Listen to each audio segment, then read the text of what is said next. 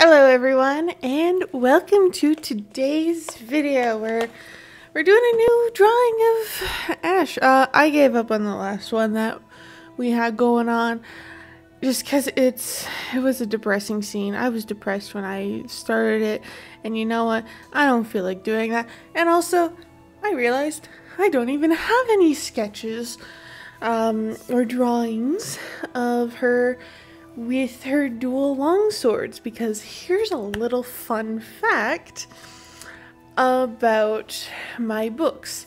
Ash had never started out as a dual wielder. She had started out as someone who just single wielded a longsword. Now she dual wields longswords, which best decision I ever made. She's so fun to write when in battle because of it, and it's just amazing. So yeah, we're doing a nice little drawing with Ash, and this is literally just a random pose I found a reference for, and then I drew from the reference because I have aphantasia, so I can't see anything in my head, so I need the reference next to it. That's how I drew the pose. And now you're obviously seeing the outline of which you will never see again. After all of the color is laid on there, you will never see the outline again, because the way I do art is it never has lines. And you know what? That's okay, because that's just my style. I don't like to do a lot of line art. Now, also, if you've read my first book, you'll notice that what I'm drawing here is something you don't really see in the first book, or really most of the second either. I did a little, I'm gonna say, outfit change for her and Erin and Celine, even Cora. Cora has her own, where Ash wanted these separate battle gear that were very unique, and so she had them commissioned, and then she got them, and this is her version of this new battle gear. She has armor that stretches across her back to cover any exposed area back there, and it goes along her arms, and it's in 3 connected pieces, as you can see. It is also made of a pretty flexible kind of metal material, but it is in 3 separate sections.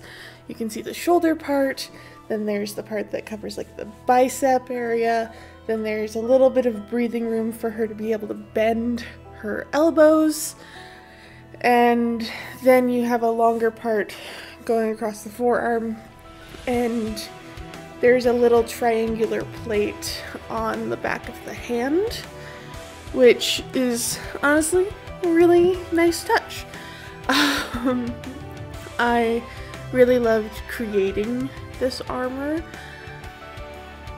Well, this entire outfit, really. I loved creating it. So then she's got your typical pretty princess kind of sweetheart neckline for the bust, and then because I really just am obsessed with a style that has kind of a corseted shaped bodice, but it is pretty flexible. And also, with the history of corsets, they were never really uncomfortable. They weren't. That's just a misconception. A lot of the times, if corsets were uncomfortable, they were laced too tightly, or they just weren't the right fit for for that person. So that's just a huge misconception, and honestly, it gives them a bad rap. I do love the style of corsets. I've never worn one myself, but I do know a bunch of the history about it. And honestly, corsets are badass. They look great. So I did a corseted bodice for her, and it's just to kind of like streamline everything. And then we have the battle skirt, which is split at the very, very high point, because of course she's got some pants underneath as well. But it's split there so that there's more freedom of movement, and it does cut off at like mid-calf, because you don't want anything too long. But also I designed this before I came up with writing it. I had to figure out how to write everything. But yeah, and then she's got pretty much knee-high boots. They're combat boots, so, but the part that's on her like calves is made of a pretty flexible material, so it's not uncomfortable. And yeah, you can see me just literally struggling to do the actual part of the foot, because here's a little fun fact: hands, hard. Feet, when they are facing forward, very difficult for me personally. Don't know why, but they are. And so we got this whole issue, which you'll see that I have a slightly easier time with the one that's facing the side, though yeah, I do struggle a little bit. But yeah, so this gear, this is her new battle gear that she commissions, and honestly, it's so much better than what I had originally done for book 1.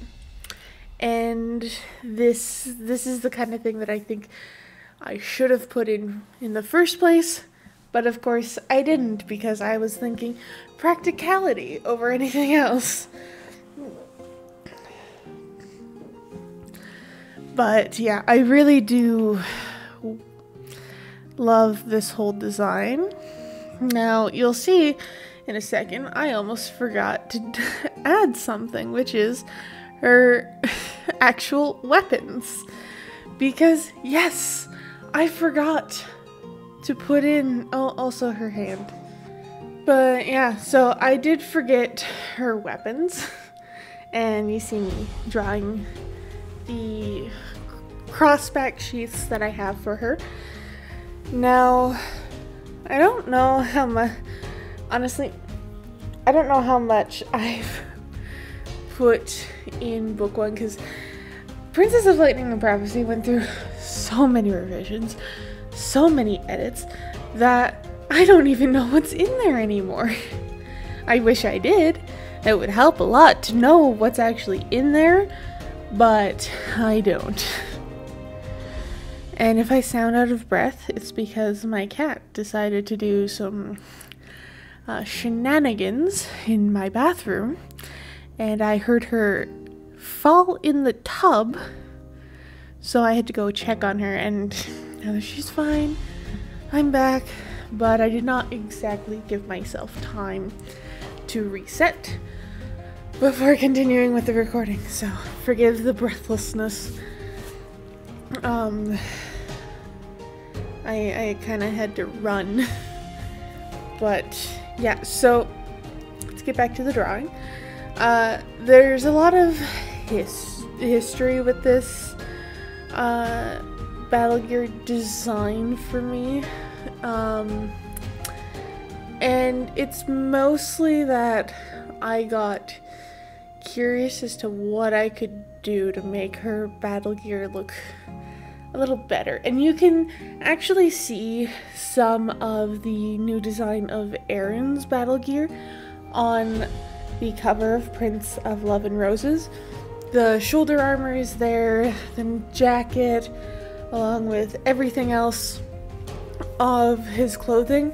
That is all of like a new design, because he doesn't have his old royal gear. he was exiled. Like, he doesn't have that. So, yeah, another thing I want to talk about is the fact that you'll probably notice Ash has some pretty sharp features. Like, if you look here, you can see that her cheeks kind of cut away. Now, the reason I did this is because I do describe her features as being sharper than her twins. Her twin has like a softer, sort of rounder face, and so Ash has sharper features, and I've made it so that the reason for that is because one of them grew up in a very hardened, I'm gonna say, environment, and that is Ash. Ash grew up having to be the best. Ash's twin did not experience that. She experienced loving people around her, even though she was not with her blood family. She was raised by people who actually did love her. And Ash had maybe a couple of them, but she had also gone through a lot to get through her life, so she has sharper features for this purpose. You can see me kind of struggling. I struggled a lot with these scabbards because they're behind the back, and the way this pose was situated, it's not in a great area. It's not a great spot to be able to do this easily, so I struggle quite a bit with these scabbards. I will fix it later, since you will actually not see any of this line art. All of this line art is for show. It is to create a guide for the color, and that is it. That's why I don't really care too much that the line work is not great, because it's not. The skirt is probably the best thing on this line art, but you at least get more than line art this video, because I forgot the back hair, but did I create a new layer? I hope I did. Oh wait, no, this is just the liner. It doesn't need a new layer. I forgot. But yeah, so I don't really care what this looks like. What I can always fix it later when I do color. And that's actually something you're gonna get to see today.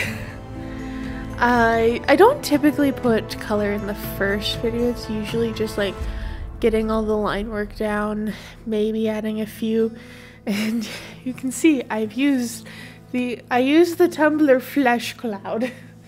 It's the best thing to get skin colors out of, instead of having to just try and pinpoint it. It's really hard to pinpoint, so it's just easier to use the Tumblr Flesh Cloud. But yeah, what was I saying? Oh right, you do get to see some color, obviously, and I don't know if I've ever been asked this, but I'm anticipating being asked this, and that is why I block things off. I create so many layers and I block things off with all of these colors. And it is because this is the quickest and easiest way to get no line art in your artwork, because that's my preferred style, is I don't do line art. And by that I mean I create all of the definition through color, light, and shadows. So I block these off, and then I use the lasso tool in Photoshop, and I section off every little piece, and it allows me to put in the shadows and light after I have all of the different colors sorted in there. Obviously, it's not perfect. It's not a perfect method, but it is the method I use. Also, that is way too bright a purple. I will need to fix that. I will do that off of camera just because you've already seen me color it. That is way too bright. I should have had that darker. It's fine. There's a lot of different shades of purples, grays, blacks, all of that in this battle gear because, you know what? Ash's Kingdom colors, the colors of Alaria, are purple and black. This is looking too pink. Like, yes, it's purple, but it looks real pink. Excuse me. So we'll deal with that later when I next record this. Yeah. I don't think there's much else for me to say for this video. I will let you enjoy the last several minutes with some music, I guess. So I don't really have anything else to say. I thought I could last enough time bullshitting my way through things, but I guess I can't. Anyways, I really hope you all enjoyed this little chat we had, and enjoy watching me literally color in my own drawing. Really, I think the more exciting parts are watching me work through the shading and the light and the shadows, creating definition from a very flat piece of art. And yeah, but we'll get there eventually. Probably not the next video. The next video will finish out blocking off all the colors, and then the third video will be working on shadows. Working on the light and shadows. It's really the only way I can do it. But yes, that's it from me. Enjoy the next little bit with the music I've had in the background. And I will see you all in next week's video. Bye bye!